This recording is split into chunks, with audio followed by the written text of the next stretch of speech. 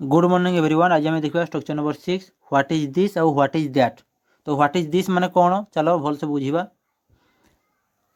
यह कौन को इंग्लिश में कह जाए व्हाट इज दिस।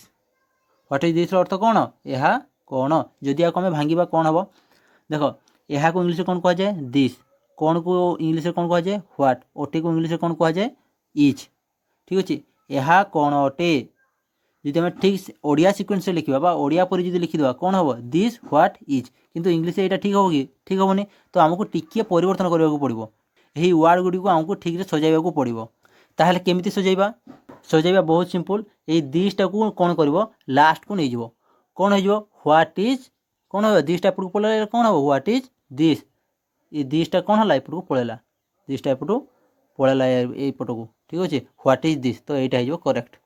कौन है खाली यहाटा कौन है से को पलैगला, कौन अटे यह, कौन अटे और यहाटा कौन है यहाटा देख एपट को पलैला, लास्ट को पलैला। ताहले कौन इंग्लिश कौन हो व्हाट इज दिस, यहाँ हो करेक्ट।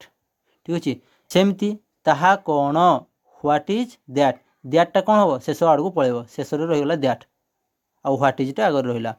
बुझिपार यह कौन आउ ताहा कौन, यहाँ मन रख, खाली से अच्छी अधिका किसी ना ये। ठीक अच्छे, यहाँ मन रखिदे भी चलो।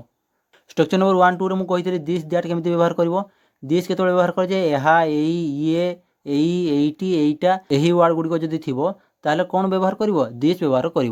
आउ दैट केमी व्यवहार कर, ताहा सेई। देख जिते तुम पाखरे किसी जिनिस अच्छी, ठीक अच्छे, तुम एवं मोबाइल हाथ में धरीच, तुम कौन कह यह गोटे मोबाइल ना तुम कह सेटा गोटे मोबाइल। पाख जिनिस को सूचित करने दिस को व्यवहार कर।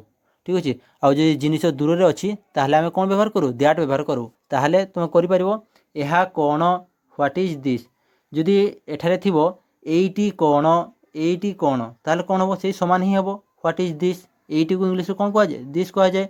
सेमती ताहा कौन व्हाट इज दैट, जदि ताहा जगह मन सेठी कौन, सेठीर अर्थ भी कौन दैट, जदि ना सेठी थी सेठी कौन कौन हम व्हाट इज दैट, से समान जिनिस ही हम। ठीक अच्छे, यहाँ यहीटा कौन जब थी ताहले कौन हम दिस लगे व्हाट इज दिस। ताहले ट्रांसलेशन आराम से कर पारिबो। देख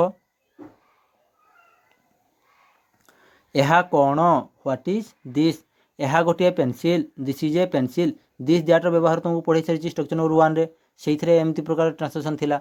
स्ट्रक्चर नंबर 1 2 3 रे थिला, जो मैंने देखिन देखिबो। ताहा कौन व्हाट इज दैट एबे पढ़ेली।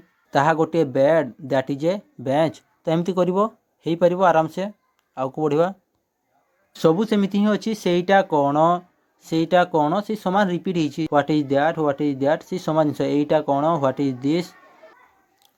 तो ट्रांसलेशन करके आनी पारिबो।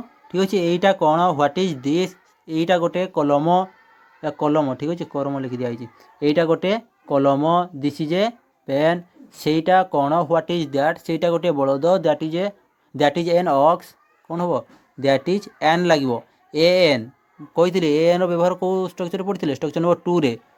ठीक अच्छे, ताकू भी मन रख। तो स्ट्रक्चर नंबर 1 2 3 सब कनेक्शन रोचे, तेणु सब स्ट्रक्चर को पढ़ो। एटी थे कौन लगे दिस लगे व्हाट इज दिस, यह एक डंगा, दिस इज ए बट, सेटा कौन सेठी गोटे घर, एटा कौन टे समान जिन व्हाट इज दिस।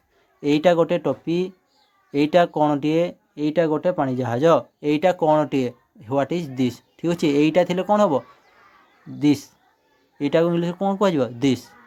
तो आराम से कर ट्रांसलेशन करके आनिब। ठीक अच्छे, पूर्व स्ट्रक्चर जोटा आम पढ़ी स्ट्रक्चर 5 रो आंसर मुझे लगे दूसरी, जो मैंने कर स्ट्रक्चर नंबर 5 केते मार्क पाइल ताहा लिखिक निश्चय जनइब। ठीक अच्छे, धन्यवाद।